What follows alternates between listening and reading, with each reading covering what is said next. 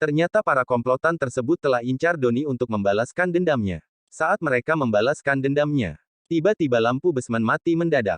Daripada nunggu lama-lama, yuk kita kembali ke intronya.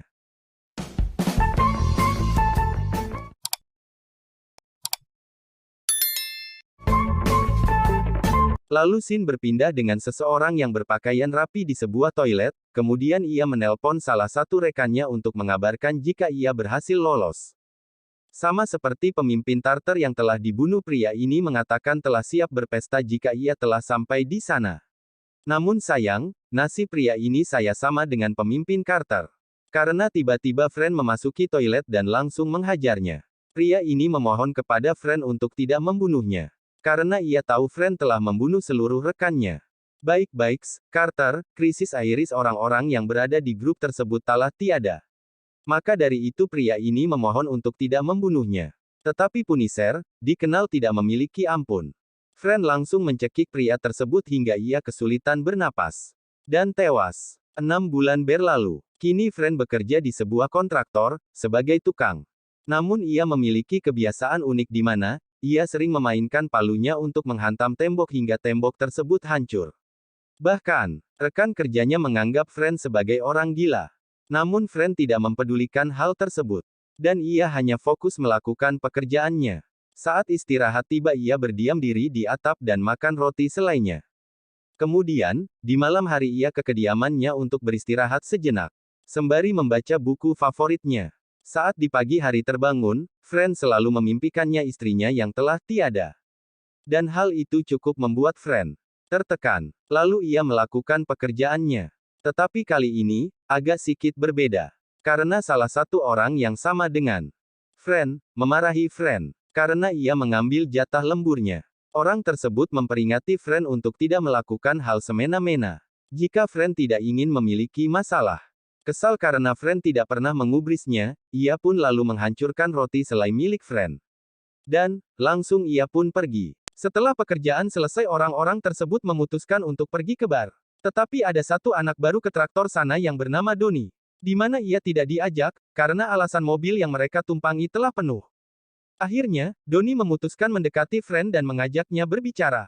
Bahkan Doni memberi Friend kue buatan neneknya. Salah satu kue yang terbaik. Lalu Friend mengambil kue tersebut dan langsung berbincang. Doni bertanya tentang kepribadian Friend. Dan Friend menjawab jika ia adalah seorang mantan marinir, yang telah kehilangan keluarganya. Mendengar hal tersebut, membuat Doni langsung bercerita tentang ayahnya. Karena ayahnya pun seorang mantan marinir. Namun sayang, sebuah insight, haruskah kedua orang tuanya, ketika ditabrak orang pengemudi yang baru saja memiliki SIM? Setelah Doni bercerita, Friend mengatakan bahwa ia tak mencari teman. Akhirnya Doni pun pergi meninggalkan Friend. Lalu scene berpindah, seorang mantan marinir yang mempunyai nasib yang sama. Di mana mereka dilantarkan oleh negara setelah pengabdian mereka kepadanya. Di sana satu sama lain bercerita tentang pengalaman dinasnya di Afghanistan. Dan ataupun di negara lain.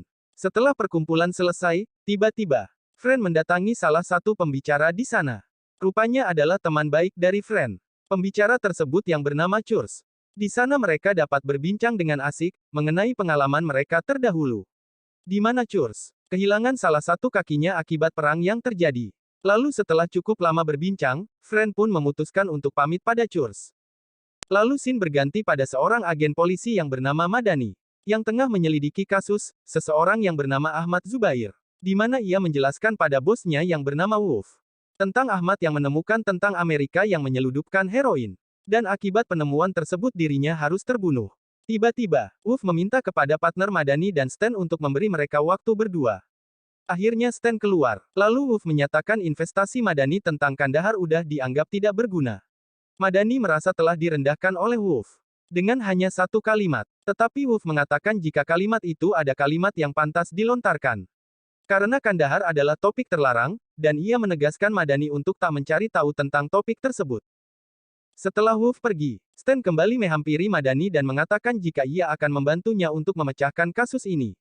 Akhirnya Madani menyuruh Stan untuk mencari tahu info tentang Friend ke Seoul. Mendengar suruhan tersebut, Stan menyatakan jika ia sudah tewas. Lalu Madani menjelaskan jika Kesel dan Sunufer bekerja di Afghanistan dan Irak ditempatkan yang sama. Keduanya pun mati di hari yang sama dalam jarak 20 mil. Akhirnya Stan pun mengerti dan ia akan berusaha untuk mencari tahu tentang info Friend kesel. Kemudian Shin berpindah kepada kontraktor yang tengah berada di sebuah bar, di mana salah satu pemimpin mereka yaitu Lance meminta bantuan kepada temannya untuk mencari lowongan pekerjaan. Karena ia membutuhkan uang yang cukup banyak untuk membayar utang yang ia miliki.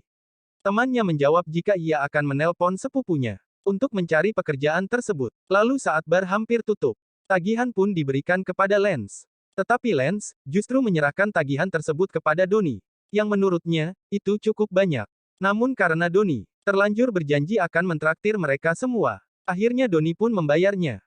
Keesokan harinya teman Lance memberikan pekerjaan tersebut kepadanya. Ia menjelaskan jika lowongan kerja tersebut cukup mudah, karena mereka hanya harus melumpuhkan satu penjaga, lalu mengambil seluruh uang yang dijadikan taruhan dalam turnamen poker di sebuah basement. Satu orang meraup uangnya dan satu di luar bersiap di mobil. Kemudian mereka pergi dan mendapatkan uang yang sangat banyak. Lance pun setuju dengan pekerjaan tersebut, dan akan mereka lakukan pada malam hari. Saat perbincangan selesai, tiba-tiba ia melihat Friend yang dikiranya mendengar perbincangan mereka. Lalu Lance memperingatkan Friend untuk tidak membuka mulut. Jika ia membuka mulut maka Lance akan melakukan hal yang Friend duga. Tetapi Friend tidak mempedulikan tersebut dan justru pergi meninggalkan mereka berdua. Saat rencana udah rampung dan anggota udah diterapkan, tiba-tiba insight menimpa salah satu anggotanya, yang mengharuskan Lance mencari penggantinya. Akhirnya ia memilih Donnie untuk menggantikan anggota yang cedera, dan beruntungnya, Donnie mau melakukan hal tersebut. Malam pun tiba, saatnya Lance dan kawan-kawan bereaksi. Mereka berangkat menggunakan milik Lance, dengan topeng yang menjadi penutup identitas mereka. Setelah berhasil memasuki, mereka langsung melumpuhkan penjaga tersebut dan menyergap seluruh pemain yang sedang bermain poker. Lance beserta rekannya menyuruh mereka semua untuk berdiam diri. Sementara Donnie bertugas mengambil seluruh uang yang berada di meja. Salah satu orang yang sedang ditodong senjata menyuruh Donnie untuk berpikir ulang. Dan ia bisa selamat di insiden tersebut. Namun, Lance menyuruh Donnie tetap fokus mengambil seluruh uang yang ia lihat. Tetapi karena ini pertama kalinya Donnie beraksi, ia cukup gugup dan mengacaukan rencana, karena ia menjatuhkan KTP miliknya, yang menyebabkan identitasnya diketahui. Tapi, hal tersebut tidak membuat Lance berubah pikiran. Setelah seluruh uang terkumpul mereka buru-buru pergi dari tempat tersebut. Setelah itu mereka pergi ke tempat proyek di mana mereka bekerja. Lalu Lance menyalahkan Donnie atas insiden ini. Dan mereka sepakat menyingkirkan Donnie, demi menghilangkan jejaknya. Karena komplotan tersebut akan mencari Donnie. Donnie memohon kepada Lance, untuk tidak melakukan hal tersebut. Ia bahkan berjanji tak akan membuka mulutnya. Tetapi Lance tahu bagaimana komplotan tersebut bekerja. Ia tidak bisa membiarkan Donnie hidup. Karena saking takutnya Donnie pun kabur ke dalam gedung, demi menghindari maut. Lantai demi lantai pun, ia naiki. Hingga akhirnya ia pun pasrah. Ia mengambil sebuah besi lalu melawan mereka semua. Awalnya salah satu rekan Lance akan nembak. Tetapi Lance menolaknya dan langsung menyergap Donnie. Kemudian mereka melempar Donnie pada pengaduk semen, dengan harapan Donnie akan hilang mengeras bersama semen. Di sisi tersebut Donnie meminta tolong pada Lance, untuk menghentikan mesin tersebut. Tetapi Lance tak mau mendengarkan hal itu. Hingga tiba-tiba Friend mendatangi mereka dan langsung menyuruh mereka mematikan mesinnya. Melihat keberadaan Friend membuat Lance tertawa, dan ia langsung memberikan pelajaran pada Friend. Tetapi sayang, Lance belum tahu siapa diri Friend sebenarnya. Saat akan melayangkan serangan, Friend berhasil menangkisnya, dan langsung menghajarnya menggunakan palu. Begitu pula dengan rekan-rekannya. Friend menghajar mereka habis-habisan. Saat salah satu dari mereka tumbang, Friend melemparnya ke dalam mesin semen yang membuat Donnie semakin takut. Namun salah satu dari mereka berhasil kabur. Ketika Friend lebih berfokus kepada Lance. Lalu ia menyuruh Lance memberikan nama tempat di mana mereka mencuri. Akhirnya Lance pun memberikan nama tersebut. Di mana ia mencuri di sebuah basement. Di restoran Italia. Saat sudah mendapatkan alamat ia langsung menghabisi Lance dan melemparnya ke mesin semen.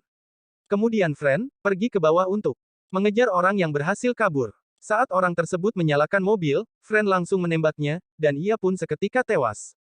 Lalu Friend memberi sebuah doni tali, dengan pemberat yang memiliki sebuah pesan untuk Donnie. Yaitu, tinggalkan kota. Sementara Friend pergi ke tempat di mana Lance mencuri yang ternyata para komplotan tersebut telah incar Donnie untuk membalaskan dendamnya. Saat mereka membalaskan dendamnya, tiba-tiba lampu basement mati mendadak. Dan ketika lampu kembali menyala, selalu orang telah tewas dan hanya menyisakan pemimpinnya. Yang rupanya itu adalah ulah dari Friend. Ia pun langsung menghabisi pemimpin komplotan tersebut tanpa ampun. Lalu setelah menghabisi seluruh komplotan itu, Friend pun pergi dengan tenangnya dan tak lem polisi pun langsung menghubungi gedung tersebut. Dan scene terakhir menampilkan seseorang yang tengah kembalinya Frank ke Seoul sebagai DPUNISHER.